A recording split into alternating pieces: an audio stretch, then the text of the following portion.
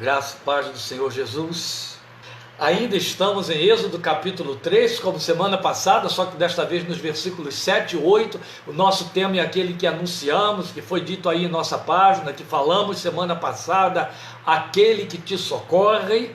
Nós queremos já dizer a você que esteja orando, estamos na expectativa de que domingo que vem, permitindo Deus, dia 25 de outubro, a nossa meditação corra sobre o tema Deixe a bênção abençoar. Esperamos que Deus confirme este tema que está em nossos corações já nestes dias e aguardamos ouvir nele a sua voz, na sua palavra, para que então ele trabalhe conosco e fale ao nosso coração. Também é nosso desejo que hoje não tenhamos e não soframos nenhuma interferência aí em nossa mídia, em nosso sinal. Está armando-se aqui um temporal, a Nalândia, quando chove tudo derrete. Então a gente espera que nada disso aconteça. Convido você, portanto, a abrir sua Bíblia agora, em Êxodo capítulo 3, leremos os versículos 7 e 8, e logo em seguida eu estarei orando ao Senhor, e aí a gente já de imediato começa a nossa meditação. Então, por favor, nos acompanhe na leitura de Êxodo 3, 7 e 8, ainda aquele momento em que Moisés está lá diante da surpreendente visão da sarça que ardia sem se queimar. E o texto diz assim para nós: disse o Senhor, falando com Moisés: de fato eu tenho visto a opressão sobre o meu povo no Egito, tenho escutado seu clamor por causa dos seus feitores, e sei quanto eles estão sofrendo. Por isso desci para livrá-los das mãos dos egípcios, e tirá-los daqui para uma terra boa e vasta, onde há leite e mel com fartura, a terra dos cananeus, dos hititas, dos amorreus, dos ferezeus, dos heveus e dos jebuseus. A nossa meditação vai em cima dos versículos 7 e 8, mas no versículo 8 encerra-se ainda o sexto verbo de que Deus está fazendo uso quando ele diz: e tirá-los daqui para uma terra boa e vasta. Vamos falar com o Senhor nesse momento, para que Ele esteja preparando pelo seu Espírito o nosso coração, abençoando também o seu coração e a sua vida com a sua palavra. Bendito Deus da nossa esperança, glorificado e exaltado seja teu santo nome. Te exaltamos como nosso Pai Celestial por meio de Cristo Jesus, teu Filho, nosso Redentor. Te exaltamos pela graça que nos foi revelada em Jesus. Te exaltamos pelo teu amor que nos abraçou, que nos alcançou, que nos escolheu e chamou para termos coração aberto, para crer, desejar, querer nos alimentarmos da tua palavra. Ó Deus, como é bom nos darmos conta desse milagre magnífico, extraordinário que ocorreu em nossas vidas. Porque dentre os bilhões de seres que ocupam esta geração, são poucos aqueles que de fato se inclinam sobre a tua palavra, que não somente querem observá-la, mas têm fome dela, não conseguem passar sem ela, precisam mergulhar nela, alimentar nela a sua fé. Isso é obra do teu Espírito, isso é uma realização espiritual, isso é algo sobrenatural porque é teu. Porque a inclinação natural do coração do homem, da mente do homem, é voltada contra a tua palavra, é em busca daquilo que ocupa o seu tempo, que o enche de entretenimento, entretenece, é aquilo que enche sua vaidade, é aquilo que supre a sua carnalidade, de maneira que longe do ser humano querer observar seus caminhos pela tua palavra ou dar a ela qualquer atenção que seja. Então corações sedentos, corações famintos, corações que olham para esta palavra com temor e tremor, nela te ouvem, nela te veem, a desejam, querem ouvir, são corações que experimentam o maior milagre da vida. Glória seja o teu santo nome, porque somos objetos desse milagre, testemunhas desse milagre, porque o Senhor o tem feito em nossas vidas. Obrigado outro tanto, meu Deus, pois que por conta desta palavra nós temos uma vida equilibrada, nós temos uma vida que não está livre de ansiedades, de inquietações, de sustos, de situações que nos acometem, mas a paz, a alegria, há esperança que ultrapassa todas estas coisas, há descanso no teu amor, há consolo no teu socorro, há certezas, glória ao teu santo nome. Essas certezas nos vêm pela fé, que se alimenta da esperança, e outro tanto a esperança que leva essa fé a se alimentar da palavra de Deus que acabamos de ler. Por isso te rogamos, fala conosco mais uma vez nela. leva ao encontro de teus filhos todos que neste momento estão diante desta palavra e permite que ela semeie em nossos corações e produza frutos que perdurem a nossa caminhada até o dia de nosso encontro contigo, frutos que glorifiquem o nome bendito e santo do Senhor Jesus, frutos que nos aproximem mais de Ti, com temor e com amor na caminhada desta vida. Nós te suplicamos e te rogamos com gratidão, pedindo, fala conosco, meu Deus, abre nossos corações, abre nossos ouvidos, em nome do Senhor Jesus e para a tua glória. Amém, amém. Amém, meus amados. Aí estamos com o nosso texto de Êxodo 3, 7 e 8, que acabamos de ler, e que lá na experiência da revelação de Deus a Moisés, nos comunica, nos faz conhecer aquele Deus que ali se deu a conhecer a Moisés e ao povo de Israel, que até dele já havia se esquecido, que dele só conhecia alguma coisa por tradição oral, se deu a conhecer como Deus socorrista, o Deus que socorre, aquilo que a gente mesmo busca muito nele. Quer passemos por situações adversas ou não, nós queremos encontrar nos braços do nosso Pai socorro e linimento, não é verdade? Mas Ele se oferece como Deus do nosso socorro. Glória seja o seu santo nome. O que acabamos de ler é uma situação histórica e específica. Você já tem acompanhado aí a leitura e a história da revelação de Deus a Moisés na sarça ardente. Mas ainda que esta história específica esteja isolada como evento, ela revela os movimentos divinos, os movimentos que caracterizam Deus agindo a favor dos que dele necessitam. É claro que sim, pois ali ele está se dando a conhecer. Vamos lembrar, consideramos isso domingo passado, aquele que é. Em especial quando as circunstâncias se assemelham àquela em que se encontravam os filhos de Israel, é nesse momento que a gente descobre que as características do mover, do agir de Deus a nosso favor são as mesmas. E vale ainda lembrar que este momento que lemos aqui neste texto histórico, em que pela primeira vez o Deus eterno se refere aos filhos de Israel como sendo seu povo. E aí, uma vez que esta característica nos foi transferida como filhos da fé que teve Abraão, conforme Paulo nos diz em Romanos, Pedro da mesma forma se refere à igreja como sendo povo de propriedade peculiar de Deus. Isso posto, ele, o Senhor, não muda.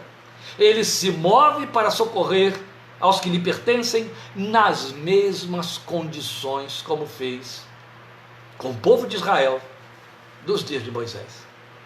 Então se faz significativo observar nessa informação que é passada a Moisés esses movimentos divinos a nosso favor quando necessitamos de seu socorro. O que vamos então declinar aqui desta palavra quanto a esta proposta que estamos chamando como tema, aquele que te socorre. Há 6 verbos aí de que Deus se serve se comunicando a Moisés. Os 3 primeiros falam do que Deus sente, que mobiliza no coração dele uma ação a nosso favor. Então os 3, tecnicamente, teologicamente, são chamados palavras antropopáticas, é um palavrão, mas na verdade bem definida, do grego, para falar sentimentos humanos atribuídos a Deus. E em cima desses 3 sentimentos, desses três formas de sentir ou de agir, de reagir internamente, há um reagir externo de Deus em resposta. São os 3 últimos verbos de que ele faz uso, que nós vamos verificar também. Não se assuste quando a gente fica falando de 6, 3, 4, 5, 6, oh meu Deus, isso vai longe. Não vai além do tempo que nós temos aqui determinado para a nossa meditação. E ainda que fosse, seria importante, seria necessário, mas não chega a tanto. Eu quero apenas te mostrar isso. A importância de nós percebermos que nessa informação passada por Deus a Moisés, há movimentos divinos que também são os mesmos a nosso favor quando necessitamos de seu socorro. Então vamos ao primeiro deles. É quando ele diz aqui a Moisés, no texto do versículo 7, capítulo 3, versículo 7, tenho visto a opressão sobre o meu povo no Egito. Isso significa que ele vê a aflição. Esse é o primeiro movimento, que ele revela como aquele que te socorre. Ele vê a aflição. Isso atribuído a Deus e na boca de Deus tem um valor que não se pode medir.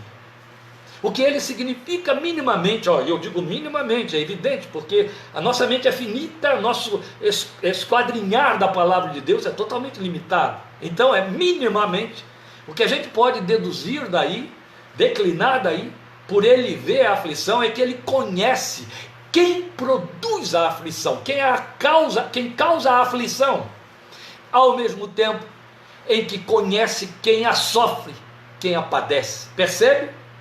Os dois agentes, o ativo e o passivo, estão sob a observação de Deus. O que causa a aflição é conhecido por Deus, e aquele que sofre a aflição de quem a causou, por quem a causou, é conhecido por Deus. Isso somos nós. Então aí está uma verdade que nos ajuda a pensar nas palavras de Davi no Salmo 56:8, um dos mais belos poemas do saltério da Bíblia. Contaste os meus passos quando sofri perseguições. Recolheste as minhas lágrimas no teu odre. Não estão elas inscritas no teu livro? Já ouvi alguns sermões, eu já tive a oportunidade de meditar sobre isso, falando do livro das lágrimas de Deus, entre vários livros que Deus tem. A Bíblia fala de muitos livros nos quais Deus nos lê. Fala do livro da vida. Aqui está Davi falando que Deus tem um livro onde ele anota as nossas lágrimas, mas o que eu quero chamar a sua atenção é pelo fato de que isso traduz para nós o significado de que ele vê a aflição, esta colocação tão detalhada que Davi nos passa e tão bela. Contaste os meus passos quando sofri perseguições. É de uma beleza insuperável. Porque pensa, quando você atravessa um vale de aflições de qualquer ordem, pequena ou muito grande, e quanto maior, pior, a sensação é de isolamento, é de abandono, é de solidão, é de não estar sendo percebido, de não estar sendo acompanhado, estar sozinho na coisa, pouco entendido nela, compreendido. O que Davi percebe, se houve alguém que entendia de passar por aflições, foi Davi, outro tanto Paulo, dentre os servos de Deus, os anti-heróis da Bíblia. Ele diz que ele contou os passos, contaste os meus passos. Não é lindo isso? Passo a passo lá estava Deus, conhecendo o tamanho das aflições, participando do desenrolar das aflições, passo a passo. Depois ele diz, recolheste as minhas lágrimas. Então é uma verdade de uma beleza singular, porque detalha esse método divino de ver a aflição, dando-lhe critérios. O que mostra? Acompanhando o curso nosso dentro delas, da aflição, e fazendo um memorial das lágrimas nelas vertidas, enquanto nelas vertidas, para cumprir a bendita promessa que está em Apocalipse, ali anunciada, dizendo, ele enxugará de seus olhos toda lágrima. Que beleza! Quando você lê isso em Apocalipse, você pensa em consolo do luto, vale, está aí dentro, é lágrima também, muito importante, muito significativamente, lá no texto de Apocalipse, fala-se, pensa-se no luto, mas o luto não compõe a única lágrima, ou todas as nossas lágrimas. Há um número de lágrimas que não tem como medir. Há lágrimas pequenas e grandes lágrimas, lágrimas prolongadas, lágrimas de muitos dias, de meses e de anos. Mas há lágrimas de curtas horas, aquelas humilhações sofridas, aquele momento de abandono, aquele momento de diminuição da parte de outro, a lágrima de uma dor, de um susto, de um medo, de um mau diagnóstico. A promessa diz que aquele que te socorre, ele tem um memorial dessas lágrimas e ele as está registrando uma a uma, porque assumiu o compromisso de enxugá-las, uma a uma. Glória ao seu nome. Como é bom ouvir essas promessas e conhecê-las. Mas depois temos, e aí é o segundo verbo de que ele faz uso, a informação de que ele escuta os sons que a aflição produz. Tenho visto, foi o que você leu, não é? 3:7. Tenho visto e depois tenho escutado o seu clamor. Ele escuta, é o segundo verbo, escuta os sons que a aflição produz. É o segundo movimento de que ele faz uso para ser aquele que te socorre. Que sons são esses que a aflição produz? Gemidos e clamor. Quando se trata do crente, há um clamor. O salmista apela. Num dos salmos ele chega a dizer: socorro, Deus. Ó, como é literal a súplica. Conheço um bocado de crente que já pediu socorro a Deus de forma literal. Entende? Sabia que ser humano nenhum estava por perto para ouvir, mas clamou ao Deus eterno, sem usar aquelas técnicas de oratória que se tornam maus vícios, que nós adquirimos em maus hábitos dentro das igrejas. E gritou socorro, e gritaram socorro, como o salmista fez: socorro, Deus. Ele socorre. De novo nós nos remontamos aos salmos, para pensar nesse ele escuta os sons que a aflição produz. Eu quero convidar você a ir comigo para o Salmo 102, versículos 19 e 20. Eu tenho esse salmo de cor. Eu sempre o associo a Romanos 8, estou fazendo isso aqui de novo, que é inevitável. No Salmo 102, 19 e 20, o salmista diz: o Senhor, do alto do seu santuário, desde os céus, para deixar muito claro, baixou vistas à terra para ouvir o gemido dos cativos e libertar os condenados à morte. Meus queridos, me acompanhem nisto aqui agora, porque estamos com uma figura de linguagem, como é próprio de Salmos, que é cheio de linguagem poética, de uma beleza imperdível. Veja: do alto do seu santuário, desde os céus, o Senhor baixou vistas à terra para ouvir o gemido dos cativos e libertar os condenados à morte. Olha que coisa interessante, uma visão que houve, baixou vistas para ouvir, foi o que você leu, está aí, Salmo 102, 19 e 20, qualquer que seja a versão, você vai encontrar a mesma coisa. Desde o céu o Senhor baixou vistas para ouvir os gemidos. Ó, visão que houve. É coisa de Deus. Mas nós humanos também conseguimos fazer isso. Visão que houve. Você já parou para pensar na graciosidade e pertinência da informação desta bênção aí? Antes de ouvir, Deus vê gemidos. Que bonito, não é? Não está bem dentro da proposta que ele fez em Isaías, e depois, Isaías 62, 65, e depois nós vamos ter confirmado por Jesus em Mateus 6, e será que antes que clamem eu os ouvirei, estarão eles ainda falando e eu responderei. Por quê? Porque antes de escutar ele vê, entende? Você chega, pensa que está chegando na presença de Deus como quem se apresenta, e ele já estava lá, e já estava te vendo. Ele sabia que você chegaria lá. Jesus disse isso. O Pai sabe de tudo que vocês necessitam antes mesmo que peçam a Ele. Isso não nos impede de falar e de dizer, mas é fato que antes de ouvir, Deus vê. Deus vê gemidos. Gemidos têm formas para Deus, entende? Gemidos têm corpo para Deus. Gemidos têm substância para o Deus eterno e misericordioso. Se alguns dentre nós têm a capacidade de ler lábios que falam sem que a boca nada diga, se terapeutas são treinados para entender o discurso não falado, mas sinalado e até sintomatizado, o que pode significar isso atribuído ao Deus Todo-Poderoso? Quanto alcança, de acordo com o seu poder? Ele ouve mesmo quando nada dizemos. Se homens são treinados e capacitados a fazer isso, quanto mais o Deus eterno. Ele ouve e interpreta gemidos. Ele nos envia para o nosso coração o seu Espírito, que traduz os nossos gemidos aos seus ouvidos santos. Glória ao seu nome. Está lá em Romanos capítulo 8. É isso. Paulo diz isso para nós. Ele declara em Romanos 8 que nós, que temos as primícias do Espírito, gememos em nosso íntimo, ou seja, tão por dentro, tão no íntimo, que ninguém ouve. Você entende do que eu estou falando? Você sabe do que eu estou falando. Mas em que nível ele realiza essa participação? Então temos a sua terceira informação passada na sarça a Moisés, é o terceiro verbo.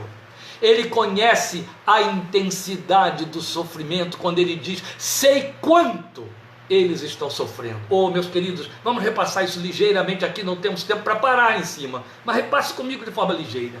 Ele vê a aflição, ele ouve o gemido, e daí ele fica sabendo, sei quanto eles estão sofrendo. Ele quantitativa, ele dá intensidade, e aí ele passa a conhecer a intensidade do sofrimento. Olha, aqui está uma informação fundamental para aquele que crê, para corrigir a nossa fé e a nossa confissão, nossa forma de pensar e de tratarmos com o nosso Deus.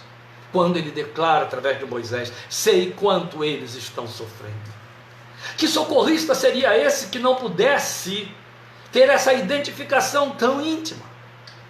Que tipo de socorro prestaria a Deus se não pudesse ter essa empatia nesse nível tão intenso e tão profundo? Muitas vezes nós nos pegamos detalhando a Deus informações até com minúcias sobre nossas dores, porque lá por detrás tem aquela sensação de que, por ser Deus, Ele pode não entender bem nossas dores, Ele pode não entender bem das coisas que a nossa natureza humana experimenta. E aí nós esquecemos que recebemos a gloriosa bênção de termos em Jesus o perfeito homem, a cujo respeito a profecia de Isaías 53 afirmou com precisão, homem de dores, que sabe o que é padecer. Por isso Jesus encarnou, o Deus encarnado, o Deus homem, ele sabe o que essa carne sente, entende? Sabe muito bem, e sabe mais do que qualquer outro ser humano. Homem de dores, Isaías disse, 53:3 da profecia de Isaías, homem de dores, que sabe o que é padecer, minimamente. Eu gosto muito de usar esse advérbio, porque ele sempre tem de pertencer ao nosso discurso sobre a palavra de Deus, quando pretendemos entendê-la, minimamente.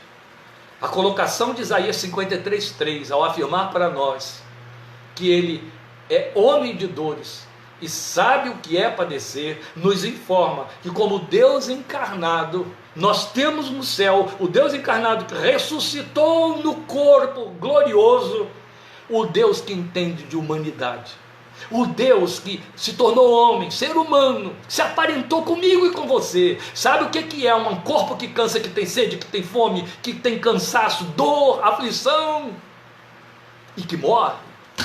Jesus experimentou a morte. Existem deuses mortos, mas ninguém tem a pretensão de adorar um Deus que um dia morreu. Só nós, os crentes em Cristo Jesus, porque o nosso morreu a nossa morte, para viver a nossa vida, para que vivamos nele para sempre. Glória a Deus pelo seu Evangelho. O Evangelho é maravilhoso, meus irmãos, o Evangelho é maravilhoso. Ele nos encharca a alma. Que pena eu sinto dos crentes que descuidam dele, que o deixam de lado, que o largam em cima da cabeceira como ele se pudesse ser lido e ler sozinho. Aqueles crentes que deixam passar a oportunidade de ouvir a palavra de Deus, como são pobres espiritualmente. E quanto trabalho essa gente dá. Mas aqueles que têm fome e sede da palavra de Deus, como Deus se revela a eles através desta palavra, que é maravilhosa. A Dorcas, missionária, que amei muito, costumava dizer repetitivamente um texto de Provérbios, que a glória do rei é esconder os tesouros, e a glória dos homens é encontrá-los. Ela fazia uma aplicação disso com a palavra de Deus. Ela dizia, Deus esconde tesouros na sua palavra, e aí está a sua glória, para que tenhamos a glória de descobri-los. Eu tenho me empenhado pela misericórdia de Deus nesta oportunidade privilegiada que Ele me dá como abençoador e bênção, de procurar mergulhar e garimpar esta palavra, porque ela é rica, ela é extasiante, ela não me cansa, ela me atrai sempre. Quanto mais a lemos, quanto mais meditamos nela, mais extraordinariamente descobrimos coisas impensáveis. Outro tanto, nós ouvimos o salmista nos dizer no Salmo 103, versículo 14, ali ele afirma, pois ele conhece a nossa estrutura e sabe que somos pó. Como sabe? Se tornou homem como eu e você somos, seres humanos, entende? Ele conhece pelo lado de dentro, pois ele criou essa estrutura que é pó, quem criou foi ele a conhece pelo lado de dentro. Glória seja ao seu santo nome. Deus sabe, é o que ele afirma. Ele sabe não como quem assiste a uma cobaia, mas ele sabe como aquele que cumpre a bendita palavra que diz: em toda a angústia deles foi ele angustiado. O texto continua em Isaías 63:9 para dizer: e o anjo da sua face os salvou. Esse anjo da sua face é Jesus. Mas olha que beleza magnífica está na profecia de Isaías 63:9. Em toda a angústia deles, na minha e na sua, foi ele angustiado. Sabe aquele texto que eu acabei de citar, Salmo 103, versículo 14, que diz que ele conhece a nossa estrutura e sabe que somos pó? Um pouquinho antes, versículo anterior, ele diz: como pai, ele sabe como pai.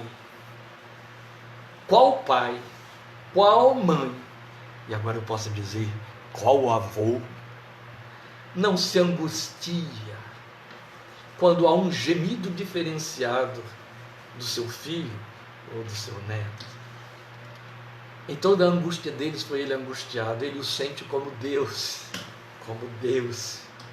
A nossa cabeça, que quer sempre escapismos, uma fé fácil, fé superficial, pensa logo: Deus nem precisa esperar eu gemer, Ele pode me livrar e impedir que eu gema. Aqui, ó, esse corpo aguarda a redenção. Volte ao texto de Romanos 8 que eu citei, que Paulo diz: enquanto estamos neste corpo, gememos. Aliás, ele diz isso em 2 Coríntios 5, mas em Romanos também ele diz: aqui nós gememos. E quando gememos, ele geme conosco. Só que ele resolveu o problema do que seria o último gemido, o gemido do encontro com a morte eterna. Não haverá mais, porque Jesus já morreu essa morte por nós. Glória ao seu santo nome. No último gemido da terra, o outro som já será no céu dizendo: glória a Deus, aleluia, é maravilhoso. Eu acho que o mínimo que vamos dizer é maravilhoso. Amados, eu sei que é por isso que nos é dito a respeito de Jesus em Hebreus 4,15, porque não temos sumo sacerdote que não possa compadecer-se das nossas fraquezas. Antes, foi ele tentado em todas as coisas, a nossa semelhança, mas sem pecado. Aleluia! Entende? Ele entende disso. Ele entende dos gemidos, até os gemidos que os seus pecados produzem, que os meus pecados provocam. Este é o Deus que prometeu em Salmo 91,15: estarei com ele, vale, com ela, na angústia. Estarei com eles na angústia. Glória ao seu nome. Ele participa. Foi isso que ele disse. Ele vê, ele escuta, ele faz, ele conhece, e conhece pelo lado de dentro. E então, a partir daí, Deus revela a Moisés como ele reage. Nós já cobrimos aí os verbos, os 3 verbos dos movimentos de Deus, e agora vamos ver as reações, as respostas que ele dá a estas coisas que ele absorve dentro das nossas aflições, ou por conta de nossas aflições. Aí ele vai revelar a Moisés como ele reage a tudo isso, de que toma conhecimento quanto a esse sofrimento do seu povo. E aí começa no agir a se mover em misericórdia. Volte agora ao versículo 7, porque você tem a continuação dos verbos. Depois dele dizer, no final do versículo 7, sei quanto eles estão sofrendo, que acabamos de considerar, ele entra no versículo 8 mostrando suas reações. E a primeira coisa que ele vai dizer aí é: por isso desci para livrá-los. Ou lindo, é simplesmente lindo. Por quê? Porque quando o texto diz para nós que ele desce, isso fala de misericórdia. Então o primeiro agir de Deus em resposta é descer. E aí eu estou chamando isso de misericórdia. É o agir que fala da misericórdia, porque aponta a esse maravilhoso movimento divino de se nivelar a nós em nossas fraquezas e aflições. E misericórdia significa isso. Misericórdia significa coração que se miserabiliza, entende? Que se identifica na nossa miséria. Misericórdia é uma palavra derivada do latim, coração miserável, misericórdia. E então Deus torna o seu coração miserável, Deus o miserabiliza, Deus o nivela ao nosso coração para participar. É isto que no grego teve essa expressão tão linda no texto de Hebreus 4,15. Ele se compadece, quer dizer, padece junto, padece com. Tudo isso para significar que ele desce ao nosso nível, ele desce ao nível da nossa pequenez, que nos faz gemer sentir dores, para se nivelar em nossas fraquezas. Para isso, então, ele usa o verbo que aponta nesta direção, descer, e que tem sua expressão maior. Sempre gostei de pensar e declarar isso, porque é fato. Tem sua expressão maior esse descer, e mais plena em Cristo Jesus, por cujo descer, ou em cujo descer, se encarnou para se identificar conosco. Quer expressão maior do que de misericórdia do que isso? O Filho de Deus, que não teve por usurpação ser igual a Deus, mas antes a si mesmo se humilhou. Lá em Efésios 4 você vai encontrar Paulo dizendo que ele desceu às regiões inferiores, à terra. Isso é movimento de misericórdia. Ele sempre agiu assim comigo e você. Ele desceu, ele desce até nós. Lembra do salmista? Lembra do Salmo 139? O salmista dizendo que se eu fizer a minha cama no mais profundo abismo, ali a sua mão me guiará. Ele desce até os seus profundos abismos. É a misericórdia de Deus. Expressão maior na encarnação do seu Filho. Depois vem o segundo movimento, que é livramento. Ele diz exatamente isso, continuando no versículo 8, ele vai dizer aí: desci para livrá-los das mãos dos egípcios. Livramento, a ruptura das cadeias, que era o que acontecia lá, sejam de ordem humana ou espiritual, de fórum íntimo ou perpetradas por terceiros. E por último, terceiro movimento, ele opera a libertação, quando usa a expressão tirá-los daqui. Desci para livrá-los e tirá-los daqui para uma terra boa, farta, onde há abundância de leite e mel. A libertação está incluída aí. Livrar e libertar são duas coisas muito próximas, mas diferentes. Primeiro livra, depois liberta. Rompe as cadeias, seja de que ordem for, e depois faz uma trasladação, libertação. Paulo fala isso, alude a isso em Colossenses 1, quando ele diz que nós fomos trasladados do império das trevas para o reino do Filho do amor de Deus. Fomos livrados das cadeias do pecado e libertos de todo domínio e opressão de Satanás. Então, a expressão tirá-los daqui fala dessa libertação, porque é alusiva ao fato de que ele os moveria para fora do Egito, em direção a Canaã. Pois bem, em toda essa revelação na sarça, nós temos a identificação daquele que te socorre, a forma como ele te socorre, quanto ele está pronto para operar isso, o que temos nele. E é claro, até agora foi intensamente gratificante para mim, para você, para a nossa forma de crer e ouvir estas coisas. Mas é muito importante lembrar e reiterar que as ações do socorro divino ocorrem sempre dentro de seu programa soberano. Tudo isso foi dito e feito quanto ao povo de Israel. Foi dito e foi feito. Mas houve um sem número de percalços na realização dessas respostas, durante a sua consecução. E nesses percalços contaram a aprovação do povo, sua rebeldia, suas resistências e as ações de Deus, criando situações que investiam no crescimento e formação desse povo. E aí nós devemos lembrar que por conta do coração rebelde do povo, estou falando do povo de Israel, esse livramento prometido durou 40 anos de peregrinação. Para dizer o que, meus queridos? Que o socorro de Deus não é mágico. O socorro de Deus não está comprometido com a irresponsabilidade. O socorro de Deus e as ações de Deus a nosso favor estão comprometidos com o seu compromisso de nos formar, de nos construir, de não endossar desvios de caráteres e coisas parecidas. Com muita sabedoria, num dos mais belos livros da nossa literatura devocional evangélica, Edward Stanley Jones, um dos maiores missionários ingleses da China e da Índia, escreveu Cristo e o Sofrimento Humano. E uma coisa que ele chama a atenção para mostrar quanto que nos pertence o sofrimento e como Jesus está comprometido em nos levar a transformar-nos e transformar o sofrimento. Este é o compromisso do Evangelho. O compromisso do Evangelho não é quitar o sofrimento, é nos levar a transformá-lo. Stanley Jones diz ali: se Deus fosse interromper as suas leis físicas e naturais a cada vez que um filho seu, só porque é crente, só porque é filho, se tornasse abusado nessas leis naturais, se pendurasse irresponsavelmente na janela do 10º andar de um edifício achando que a lei da gravidade seria suspensa para que ele não se esborrachasse no chão, andando a 120 por hora numa pista cheia de curvas e de buracos, onde a velocidade máxima permitida é 40, 60, Deus então estaria livrando todo o tempo que ele capotasse, que ele batesse com o carro, que Deus seria esse? Endossando a irresponsabilidade de seus filhos para poder se dizer socorrista. Não existe esse Deus. Então nós precisamos atentar que estas promessas estão moralmente comprometidas e nos comprometem.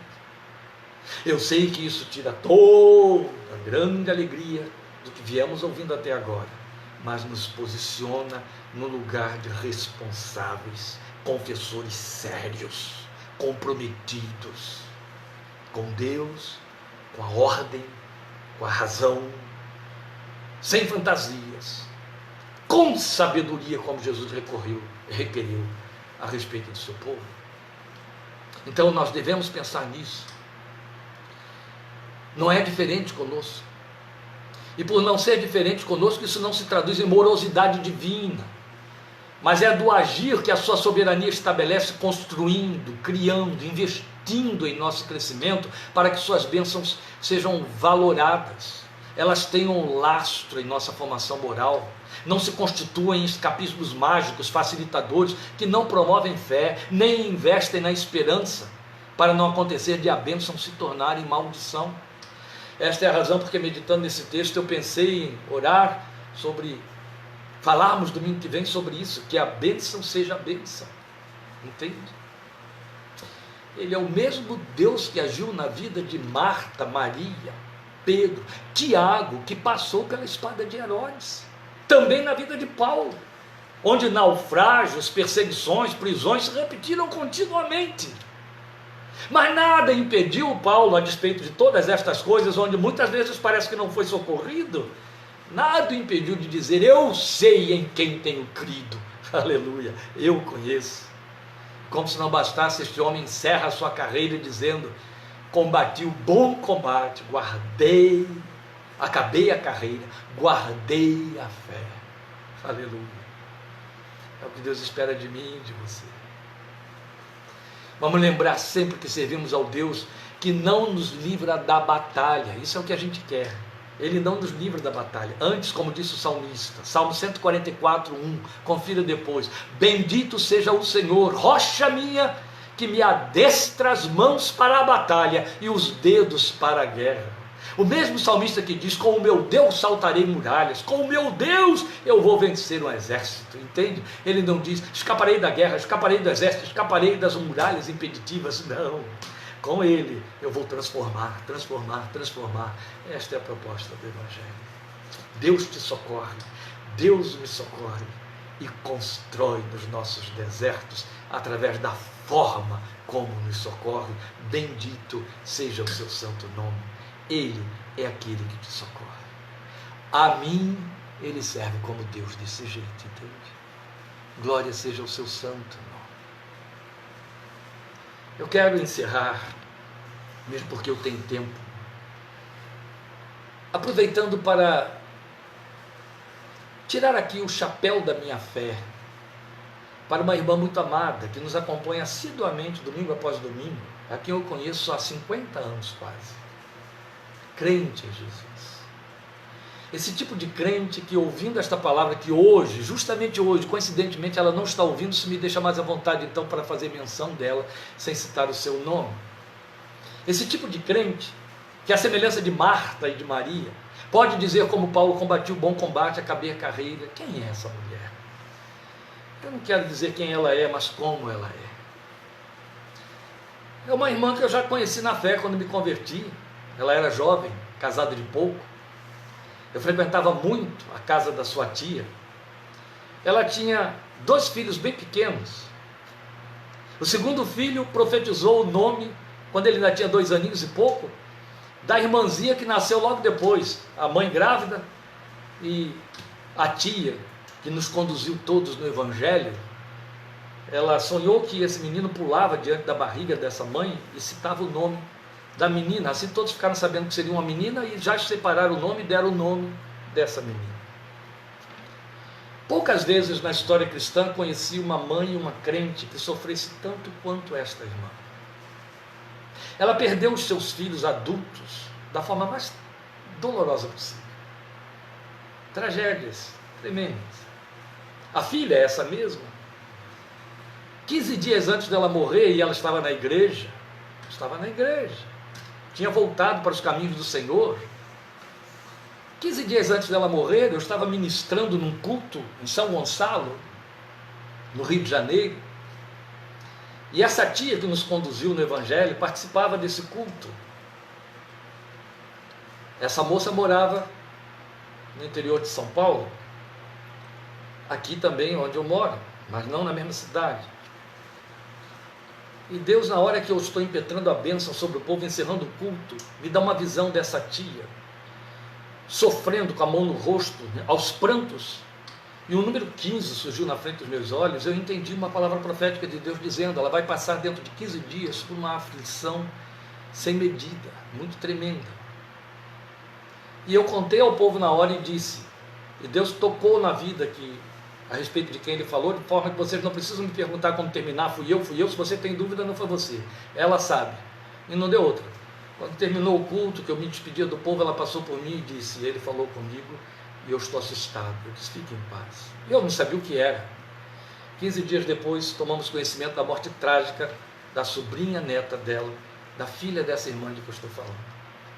Fui ao funeral, que foi aqui em Campinas. Eu lembro de eu dizer a essa mãe, em tom de consolação: querida, ele estava sabendo o que ia acontecer e não impediu. Mas sua filha morreu por ele assistida. E isso consolou o coração dela, eu tenho convicção plena disso. Deus se antecipou a dizer e não operou o livramento. Como é importante dar esse testemunho aqui, mas não é para contar esses detalhes. Há pouco tempo ela perdeu o segundo filho, que sofreu um acidente grave há muitos anos e que ficou paraplégico. Morreu crente em Jesus, mas morreu. É muito doloroso uma mãe sepultar filhos, é dramático.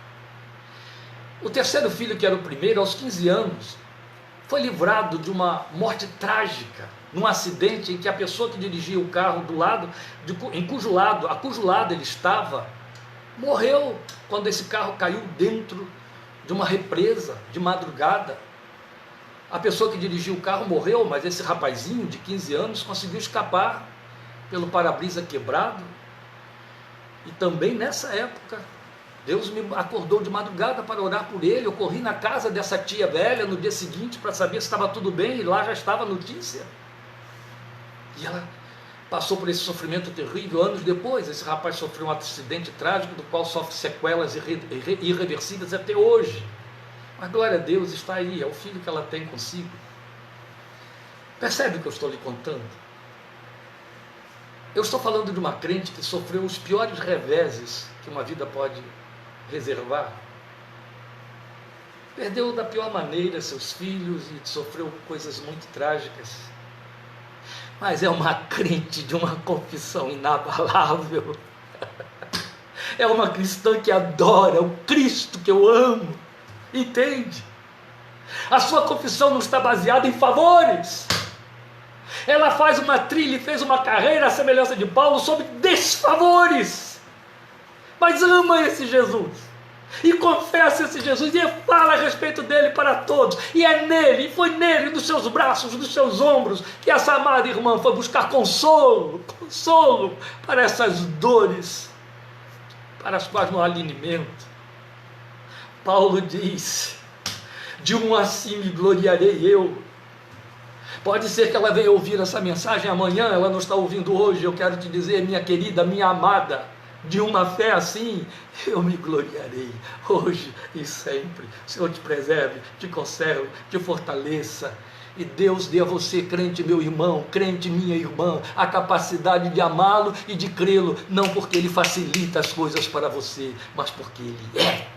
E que seja para sempre. Glória seja ao seu santo nome. Até quarta-feira, em nome de Jesus, quando estaremos com a Minuta da Fé 13. E até domingo, se Deus assim permitir, que a bênção seja bênção.